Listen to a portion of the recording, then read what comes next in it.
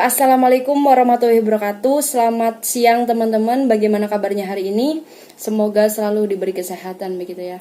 Baik, di sini kami dari kelompok 12 yang beranggotakan saya sendiri, Sri Kolipa, NIM 721417001, dan ada beberapa rekan saya, yaitu yang pertama ada Zidan Harmi Ramadan, ada Lisdiana Safitri, dan juga ada Irwansyah Sadewo.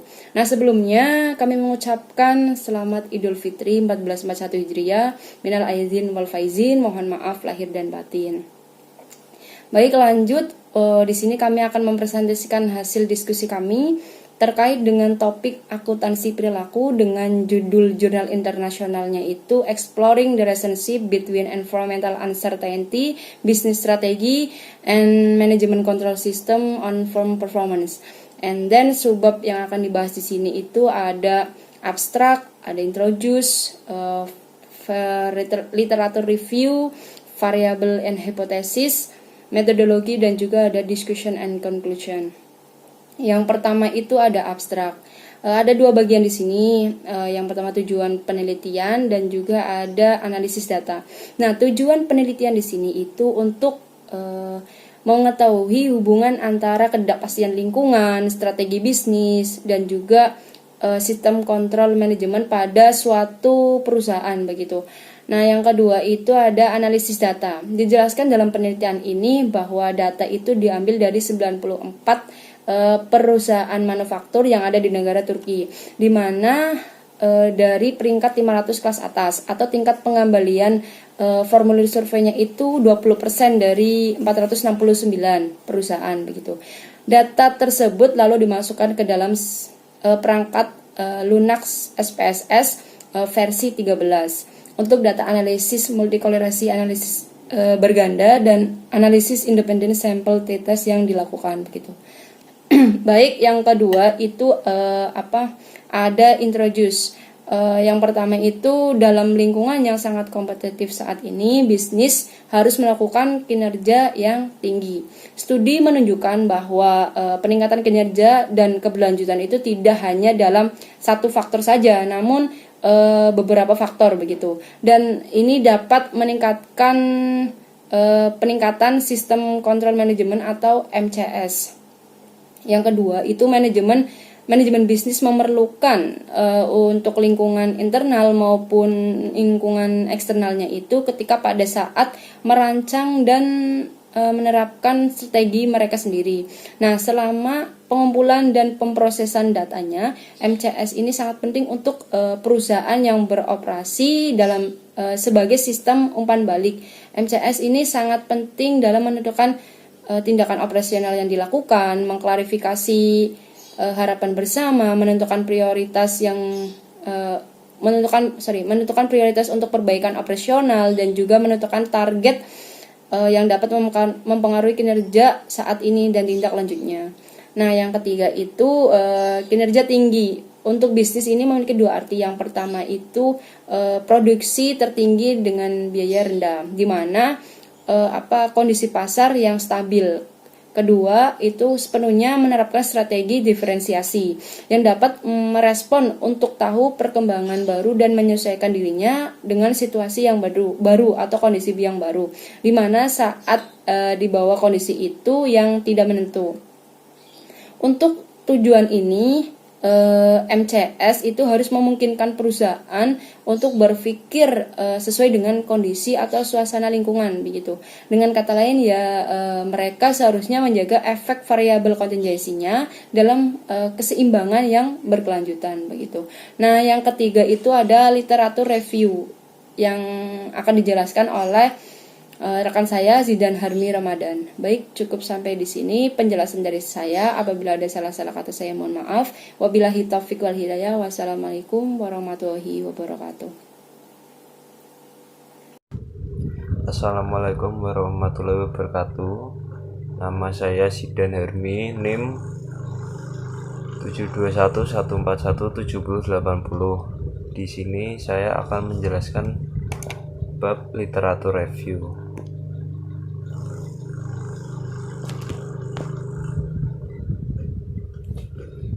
Ketidakpastian lingkungan, strategi bisnis, dan MCS atau Management Control System adalah konsep yang menentukan satu sama lain. Lingkungan persaingan yang ketat menyoroti perusahaan-perusahaan yang dapat memberikan koeksistensi yang harmonis antara ketiganya.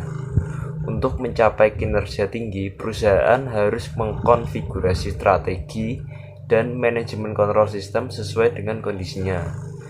Hal ini didukung oleh studi literatur oleh Benes and Langfield Smith 2003, Bastian and Muchlis 2012, dan John Quera Dutra tahun 2016.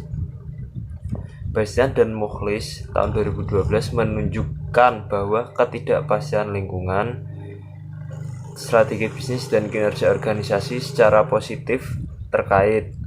Pengukuran kinerja dan keuangan sistem terkait secara signifikan, tetapi sistem pengukuran kinerja keuangan tidak signifikan terkait. Strategi dan kepatuhan MCS secara positif tercermin dalam kinerja perusahaan. Abernethy dan Guthrie tahun 1994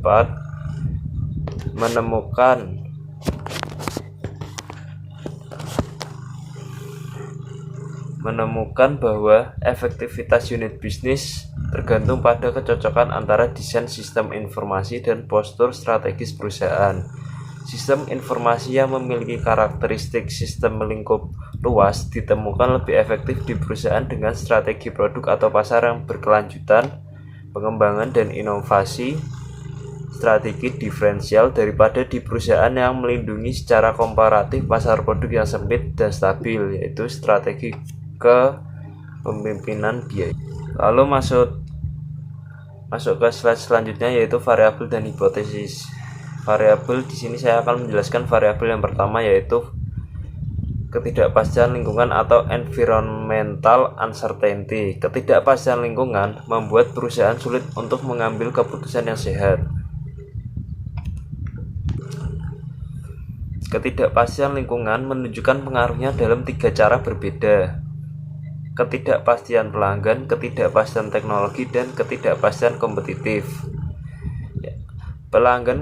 Ketidakpastian pelanggan adalah ketidakpastian dan perubahan dalam permintaan pelanggan. Lalu yang kedua, ketidakpastian teknologi adalah ketidakpastian perubahan teknologi yang digunakan dalam produksi. Ketidakpastian kompetitif adalah ketidakpastian aktivitas pasar pesaing. Ketidakpastian lingkungan merupakan faktor penting dalam perumusan dan implementasi strategi. Dalam kondisi pasar yang stabil dan teratur, perusahaan menerapkan strategi untuk menciptakan posisi tetap dan mempertahankan posisi ini. Sementara di sisi lain, mereka mengikuti strategi diferensiasi dan pembaruan di lingkungan yang tidak stabil. Lalu variabel yang kedua adalah bisnis strategi atau strategi bisnis. Strategi bisnis adalah rencana untuk mencapai tujuan dan menetapkan prioritas kompetitif. Secara umum, perusahaan mengikuti 2 jenis strategi, yaitu strategi kepemimpinan biaya dan diferensiasi strategi. Strategi kepemimpinan biaya terkait dengan faktor-faktor seperti pangsa pasar yang tinggi, pemantauan ekonomi, skala, kontrol biaya yang ketat, teknologi yang dipatenkan, aksesibilitas mudah ke bahan baku, produk standar, prosedur operasi standar, dan penggunaan tenaga kerja ahli. Dalam kerangka strategi kepemimpinan biaya ini bertujuan untuk mempertahankan posisi saat ini dengan terus menjadi produsen dan penyedia layanan yang paling hemat biaya di sektor produk dan layanan. Sedangkan dalam strategi diferensiasi itu bertujuan untuk menjadi proaktif dan inovatif untuk memastikan bahwa yang ditawarkan produk atau layanan dianggap perlu dan unik oleh pelanggan, dan dengan demikian dijual sesuai keinginan harga dan untuk bersaing dengan keuntungan yang memuaskan tanpa pengurangan biaya. Karena itu perusahaanlah yang mengikuti ini strategi, memberi arti penting bagi penelitian dan pengembangan segmen baru dan area pemasaran baru, dan dalam hal ini arah melakukan investasi serius dalam inovasi produk dan layanan. Lalu yang terakhir adalah manajemen kontrol sistem. Manajemen kontrol sistem adalah sistem informasi formal yang mengendalikan kegiatan dan strategi perusahaan yang berbeda dan menyajikan informasi yang dikumpulkan dari lingkungan internal dan eksternal untuk mekanisme pengambilan keputusan. Bowen dan Abernethy 2000, Simon 1994. Sistem kontrol digunakan untuk manajer puncak untuk diinformalkan keyakinan, menetapkan batas-batas pada perilaku strategi yang dapat diterima, mendefinisikan dan mengukur variabel kinerja kritis, dan memotivasi debat dan diskusi tentang ketidakpastian strategis. Simon tahun 1994. Sistem kontrol perilaku adalah sistem formal yang terdiri dari aturan dan standar minimum ditentukan oleh manajemen senior dan harus dipatuhi oleh karyawan. Aturan persaingan, kode etik, sistem perencanaan strategis, dan pedoman ada dalam sistem. Ini memungkinkan bisnis kegiatan berlangsung di pasar produk yang ditentukan pada tingkat resiko yang dapat diterima. Sekian dari saya, kurang lebihnya mohon maaf. Wassalamualaikum warahmatullahi wabarakatuh. Kemudian saya akan membahas tentang hubungan atau interaksi antara ketidakpastian lingkungan, sistem kontrol manajemen, dan strategi bisnis. Nah, strategi bisnis itu sendiri adalah cara perusahaan atau strategi bisnis untuk mengatasi ketidakpastian lingkungan dalam perusahaan tersebut. Nah, sukses tidaknya strategi tersebut tergantung pada penerapan atau implementasi perusahaan terhadap keputusan yang mereka buat sebelumnya. Kemudian hubungan antara ketidakpastian lingkungan, strategi kepemimpinan biaya, dan sistem kontrol diagnostik. Perusahaan yang menerapkan strategi kepemimpinan biaya di pasar dengan stabil dan rendah. Nah, hal ini menyebabkan ketidakpastian lingkungan membutuhkan sistem kontrol diagnostik. Di sini, perusahaan berfokus pada kontrol, hasil, dan targetnya adalah biaya yang rendah. Dengan demikian, perusahaan tergantung pada tingkat alat kerja dan lingkungan yang rendah ketidakpastian, serta berkembang menjadi struktur yang tidak mengambil risiko dan sangat berhati-hati dalam pengambilan keputusan tersebut, sehingga meminimalisir adanya risiko atau kerugian yang lebih panjang. Kemudian, hubungan antara ketidakpastian lingkungan, strategi diferensiasi, dan sistem kontrol interaktif. Sistem kontrol interaktif ini memberi semua karyawan informasi operasional dan strategi apa yang perlu mereka lakukan untuk membedakan bisnis dari bisnis yang lain. Apa khusus bisnis tersebut, dan kemudian bisnis tersebut dapat menciptakan nilai atau nilai plus atau nilai tambahan untuk pelanggan itu sendiri, sehingga pelanggan tertarik untuk menikmati hasil dari bisnis tersebut. Nah, hal ini juga memberikan kesempatan untuk mengidentifikasi masalah dan mengusulkan solusi di bidangnya, kemudian memaksakan otonomi dan tanggung jawab pada karyawan, melakukan kontrol melalui koordinasi, kemudian meningkatkan dialog di antara karyawan atau meningkatkan interaksi atau komunikasi di antara para karyawan, dan dengan demikian munculnya ide serta strategi baru yang akan dijalankan. Kemudian ada beberapa hipotesis dalam jurnal ini. Yang pertama ada hipotesis 1, yaitu adanya hubungan positif dan signifikan antara ketidakpastian lingkungan dan perusahaan kinerja. Kemudian hipotesis 2, yaitu adanya hubungan positif dan signifikan antara strategi bisnis dan kinerja perusahaan. Kemudian hipotesis 3, adanya hubungan positif dan signifikan antara manajemen kontrol sistem atau sistem kontrol manajemen dan kinerja perusahaan. Kemudian hipotesis 4, interaksi 3 arah antara ketidakpastian lingkungan, strategi diferensiasi, dan manajemen kontrol sistem memiliki pengaruh signifikan terhadap kinerja perusahaan tersebut. Kemudian H5 atau hipotesis kelima, interaksi 3 arah antara ketidakpastian lingkungan, strategi kepemimpinan biaya, dan manajemen kontrol sistem memiliki pengaruh signifikan terhadap kinerja suatu perusahaan. Kemudian hipotesis yang selanjutnya yaitu hipotesis ke-6, ada interaksi 3 arah antara ketidakpastian lingkungan, strategi diferensiasi, dan sistem kontrol interaktif memiliki pengaruh signifikan terhadap kinerja perusahaan.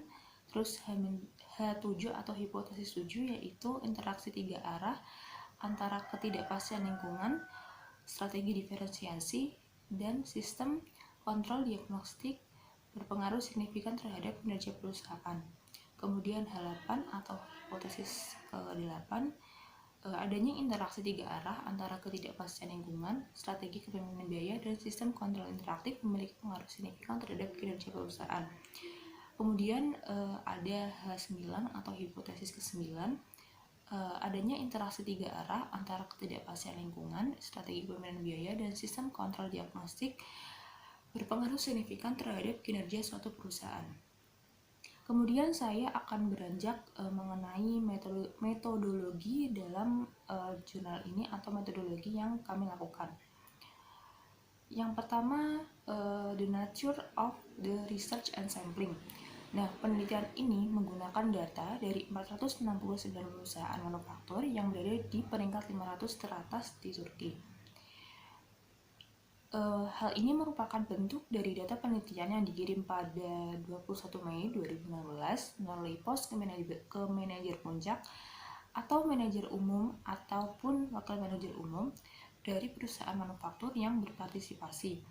Kemudian data yang dikumpulkan ini dalam waktu kurang lebih 40 hari dan dimasukkan ke SPSS. Nah, feedback dari mereka atau tingkat pengembalian formulir survei mencapai 20%, sekitar 94 formulir dikembalikan.